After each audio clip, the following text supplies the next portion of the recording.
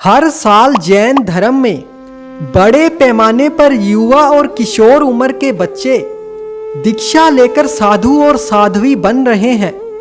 उनका सांसारिक जीवन के प्रति मोह भंग हो रहा है।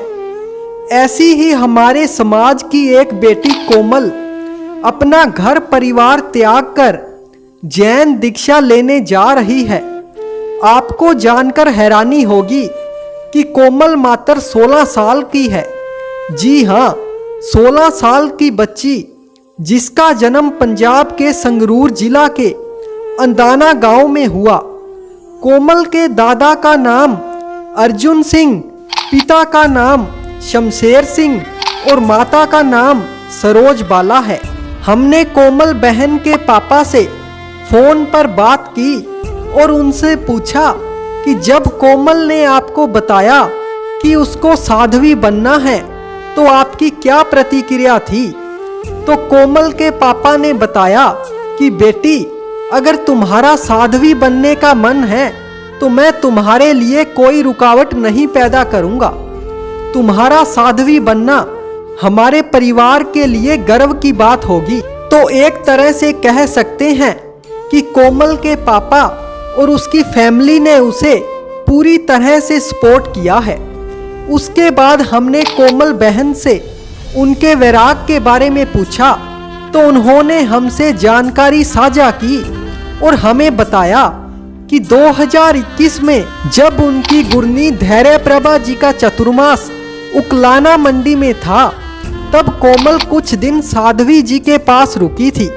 लेकिन कोमल की उम्र छोटी होने की वजह से साध्वी जी ने कोमल को वापस भेज दिया था। लेकिन जिनका वैराग्य दृढ़ होता है उनको कोई बाधा रोक नहीं सकती। कोमल को वापस घर भेज देने के बाद साध्वी धैर्य प्रभा जी राजस्थान में कोटा का चतुर्मास संपन्न करके ब्यावर चतुर्मास के लिए आ रही थी। तो कोमल की जून की छुट्टियां चल रही थी। धैर्य प्रभा जी के जन्मदिन पर कोमल बहन फिर साध्वी जी के पास आ गई और वहां आने के बाद कोमल बहन का साध्वी जी के पास ऐसा मन लगा कि कोमल बहन साध्वी जी के पास ही रह गई और कोमल ने दृढ़ निश्चय कर लिया कि अब तो दीक्षा लेकर ही इस जीवन का उद्धार करना है। और इनकी गुरनी धैर्य प्रभा जी को भी अब यह पता चल चुका था कि कोमल अब घर का मोह पूरी तरह से त्याग कर चुकी है। तो उन्होंने भी कोमल की इच्छा को पूरा करने का ठान लिया। आपकी जानकारी के लिए बता दें कि कोमल बहन 2 मार्च 2025 को ब्यावर में गुरुदेव श्री धर्म मुनि जी महाराज और गुरनी श्री धैर्य प्रभा जी महाराज के आशीर्वाद से दीक्षा लेने जा रही है।